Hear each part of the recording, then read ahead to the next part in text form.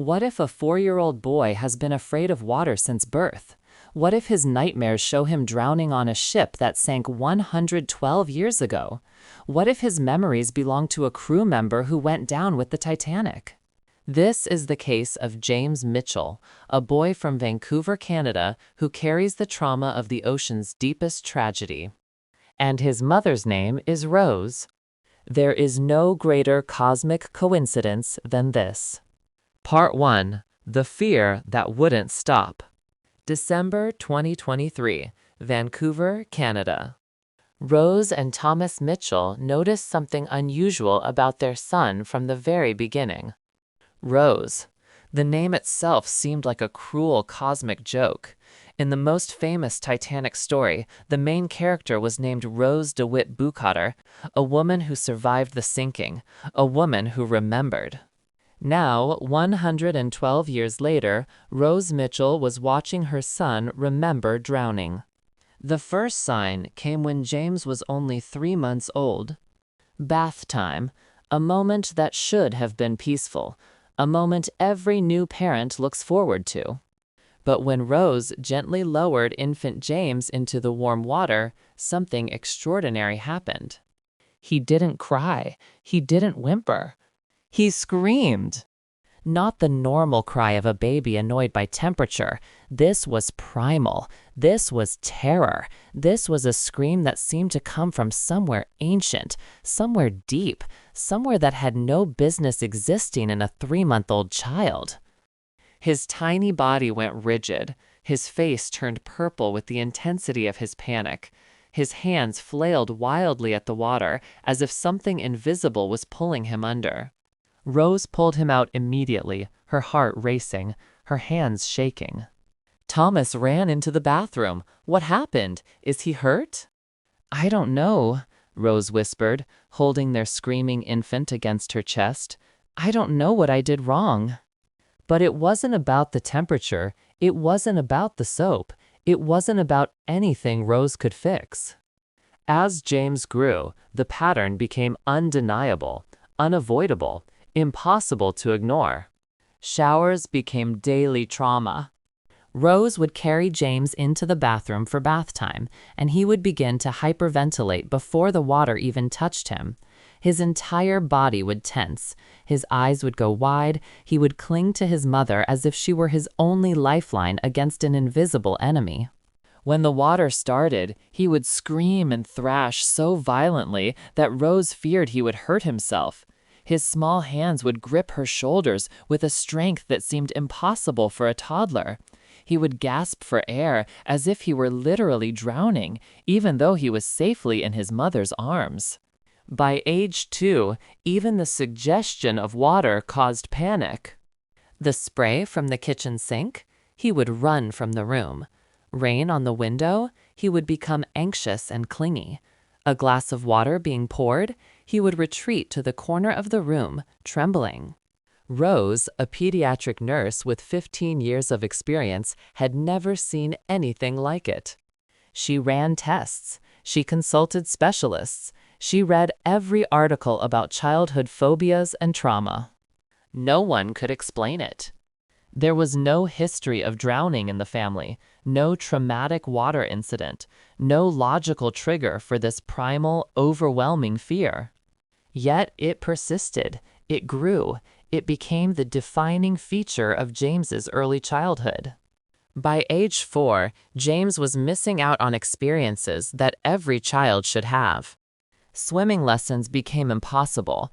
The instructor would hold out his hand, and James would cling to the pool deck with such desperation that it took both Rose and the instructor to gently convince him to let go. Within seconds of entering the water, he would panic. His eyes would roll back. His breathing would become shallow and rapid. They would have to pull him out before he hyperventilated completely. After 3 lessons, Rose stopped trying. Water parks? Absolutely not. The very sight of a water slide would send James into a state of near catatonia. He would watch other children laughing and playing in the water, and he would shake his head violently. No, no, no, absolutely not. Rose watched her son stand at the edge of the water park, tears streaming down his face, while other children his age splashed and played without a care in the world. She felt her heart breaking. Summer 2022, Brazil. Then came the family vacation that would change everything. Rose and Thomas decided to take their children to Brazil for the summer. They had always dreamed of visiting Copacabana Beach, the most famous beach in the world. Crystal waters, white sand, paradise. It was supposed to be magical. For everyone else, it was. But for James, it was a nightmare. Rose watched as Thomas took their older daughter, Emma, by the hand and waded into the warm Atlantic Ocean. Emma shrieked with delight, her 6-year-old face radiant with pure joy. Thomas looked back at Rose and James on the shore. "Come on, buddy, the water is perfect." James shook his head so violently that his entire body trembled. "I can't," he whispered, his voice cracking. "I can't go in there." Rose felt tears forming in her own eyes. They had saved for this vacation for 2 years. They had promised the children this experience. And now, standing on the most beautiful beach in the world, with warm sun and perfect waves, their son was experiencing pure panic at the sight of the ocean. Rose tried everything. "Come on, Jamie. Look at Emma. She's having so much fun." James looked at his sister splashing in the water, and he began to cry. "It's not safe, Mommy. It's not safe. Please don't make me go in there." Rose knelt down beside her son, her own heart aching. "Sweetheart, it's just water. It's okay. I'll be right there with you." But James wouldn't budge. For the entire 2-week vacation, James sat on the beach towel next to his mother while the rest of his family played in the warm Brazilian waters. He would watch. He would cry. He would whisper things that Rose couldn't quite understand. Whispers about cold, about darkness, about something he called the deep. Other families would look at them with confusion, some with pity. Rose could see it in their eyes. "What's wrong with your son? Why won't he just go in the water?" She had no answer. On the final day of vacation, Thomas gently tried to encourage James one last time. "Jamie, we leave tomorrow. This is your last chance to swim in the ocean." James looked at the waves with an expression of such profound sadness that it seemed impossible for a 4-year-old child to carry such weight. "I can't," he said quietly. "I'm too scared. I'm scared I'll die." Rose froze. "Die? James, why would you die? You're a strong swimmer." James looked up at his mother with eyes that seemed far too old for his age. "I died before, Mommy. In the water. I died." Rose and Thomas exchanged a glance. They assumed it was childhood imagination. Maybe something he'd seen on television. Maybe a nightmare manifesting as a daydream.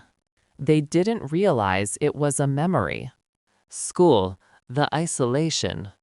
Back in Vancouver, James began kindergarten.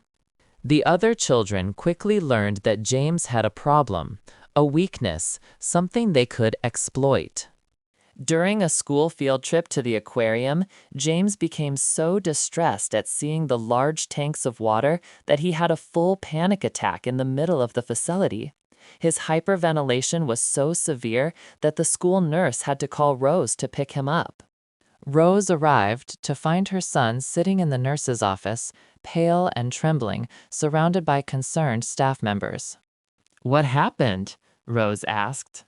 "He saw the jellyfish tank," the teacher explained quietly. "He just broke down, started saying he was afraid of drowning. Very unusual reaction." Rose held her son close, feeling helpless. During swimming unit in physical education class, James was the only child who sat on the sidelines. He watched his classmates splash and play while he sat in his clothes, hugging his knees, his eyes distant and sad. The other children noticed. "Why won't James swim?" they would ask their teacher. "He's scared of water," the teacher would explain. "Scared of water?" the children would laugh. "What a baby!" By mid-kindergarten, James had become the weird kid, the scaredy cat, the boy who was afraid of water. During recess, when other children would play, James would often stand alone. He would watch from a distance. Sometimes he would look out at the sky with an expression of such profound longing that Rose's heart would break every time the teacher called her to pick him up. One afternoon, Rose received a call from the school. "We're concerned about James," the counselor said gently. "He seems isolated. He doesn't participate in group activities, and we've noticed he has some unusual ideas." "What kind of ideas?" Rose asked, her anxiety rising. "Well, yesterday during history class, we were discussing historical shipwrecks. James suddenly became very upset," he said, and I'm quoting directly from his teacher's notes. "I remember that. I was there. I died there." Rose felt her stomach drop. "He's 4 years old," the counselor continued. "Preschoolers don't typically have such detailed knowledge about historical events, and the way he spoke about it was very specific, very emotional. It's concerning." Part 2. The Revelation. By age 4, James had developed a peculiar habit that Rose had documented extensively in her nursing journal. Every night, the same nightmare, the same screams. He would wake at exactly 3:15 in the morning, screaming, always screaming. The sounds he made were not the sounds of a normal nightmare. They were sounds of someone drowning, gasping, desperate, primal. Rose would run to his room and find him sitting up in bed, his entire body drenched in sweat, his eyes wide and unseeing. "Mommy, Mommy, the water is so cold. I can't breathe." Rose would hold her son, rocking him gently, whispering that he was safe, that he was home, that there was no water. But James would struggle against her, his small body rigid with terror. I'm sinking. I can see the light disappearing. I can't see anymore." Sometimes it took Rose an hour to calm him down enough that he could speak coherently about his nightmare. But his descriptions were always consistent, always specific, always impossibly detailed for a 4-year-old. He would describe the cold, the darkness, the sensation of water filling his lungs, the pressure, the crushing, overwhelming pressure of the ocean pulling him down.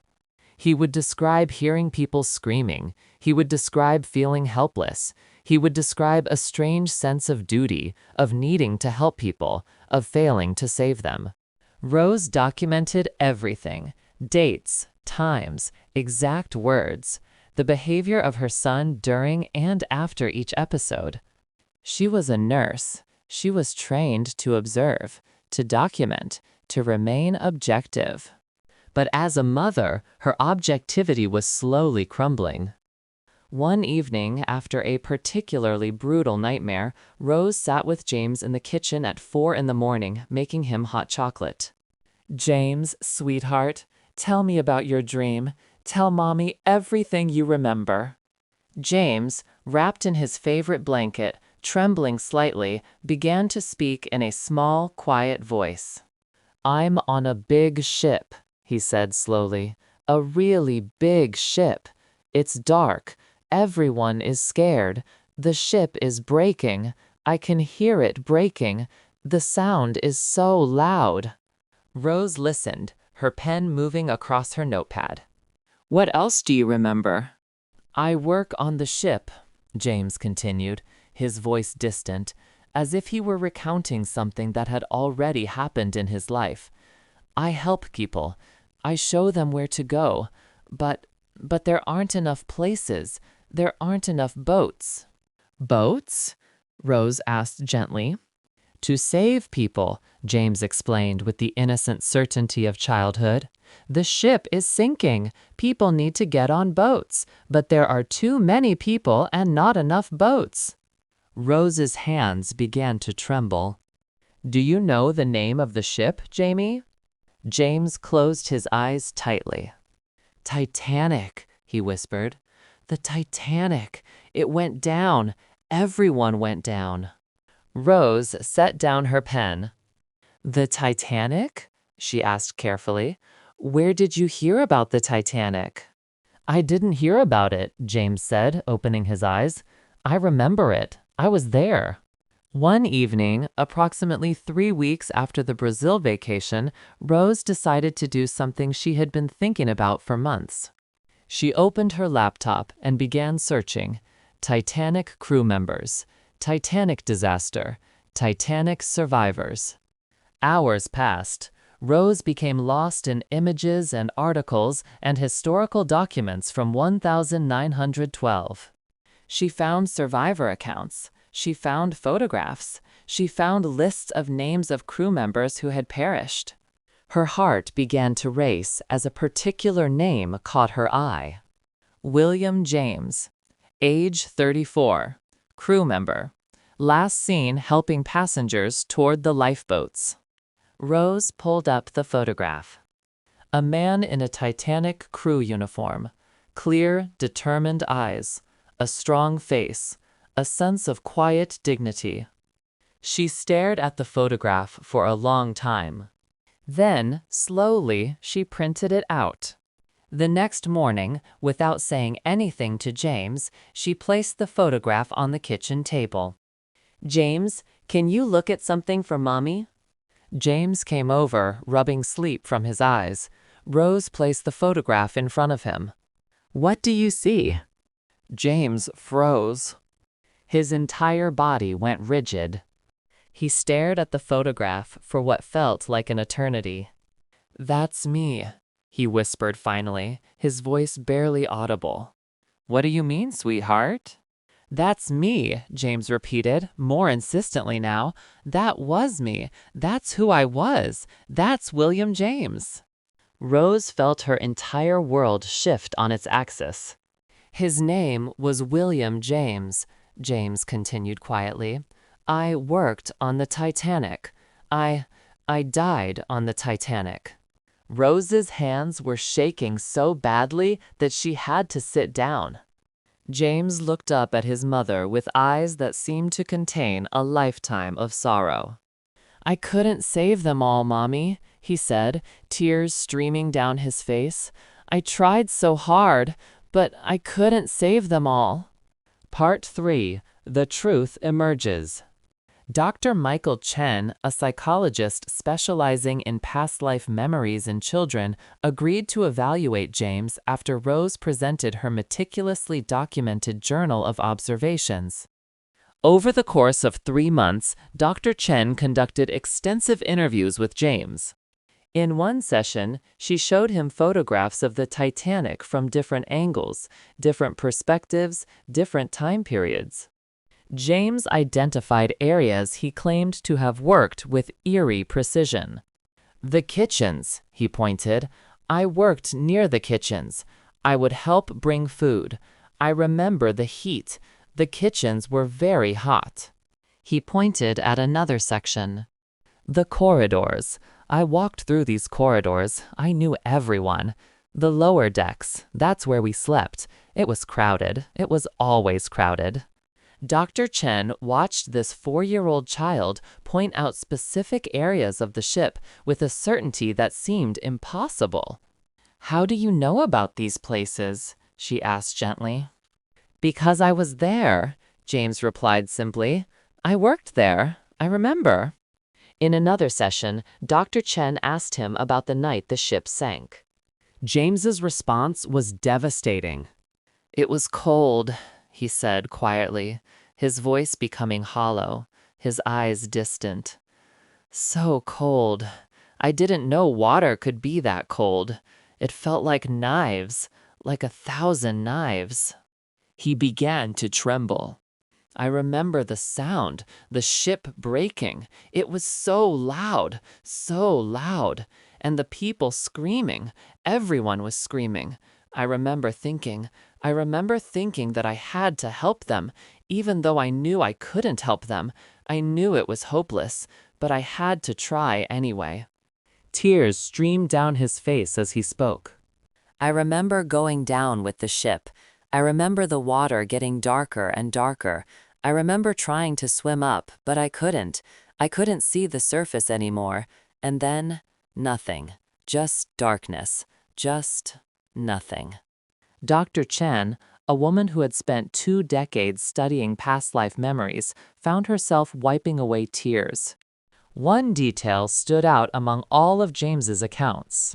He described a woman, a passenger, a woman who refused to board a lifeboat because her husband was missing. Her name was Eleanor, James said with absolute certainty. Eleanor Whitmore. She was from England. She was traveling with her husband to America, but her husband was not with her during the evacuation. She refused to leave without him. Dr. Chen cross-referenced historical records. In an archived collection of survivor letters, she found it. A reference to Eleanor Whitmore, a second-class passenger, a woman who had indeed refused to board a lifeboat, choosing instead to wait for her husband. The woman history had almost entirely forgotten. James had remembered her. When Dr. Chen told James about Eleanor, he began to weep uncontrollably. "I tried to save her," he said through his tears. "I told her to get in the boat. I told her she would die if she stayed. I begged her. But she said she couldn't leave her husband. She said they had made a pact. They would stay together. They would face it together." He looked up at Dr. Chen with ancient, sorrowful eyes. "They didn't survive. Neither of them did. I couldn't help them. I couldn't save them." Present day. Today, James is 5 years old. His fear of water remains, but it has transformed. It is no longer mindless panic. It is profound sadness, deep understanding, the weight of memory. He no longer wakes screaming from nightmares about drowning. Instead, he has quiet dreams, peaceful dreams, dreams where he walks along a cold ocean under starlight, dreams where he sees the faces of the people he tried to save, dreams where he understands that some people simply cannot be saved. Rose and Thomas have created a small memorial in their home. A photograph of the Titanic. A photograph of William James from the archive. And between them, a drawing by James Mitchell, age 5. A ship breaking in half, people falling into dark water, and at the bottom, written in careful childish letters, "I remember." Rose sits sometimes and looks at the memorial. She thinks about her name. Rose, the same name as the most famous Titanic survivor. Her son, carrying the memory of the Titanic. Her name, carrying the name of a woman who survived. Some souls, Rose has come to understand, carry the weight of history across lifetimes. Some memories are too heavy to forget, even across 112 years. Some people go down with their ships, and when they return, they carry the ocean with them.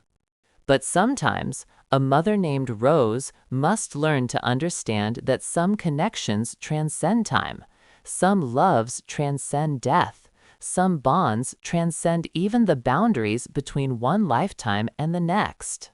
This is my other life, where trauma becomes memory, where drowning becomes understanding, where a 4-year-old boy remembers being a crew member who chose to help until his last breath, where a mother named Rose watches her son remember the ship that sank 112 years ago and learns that some souls are bound together by threads that neither time nor death can break.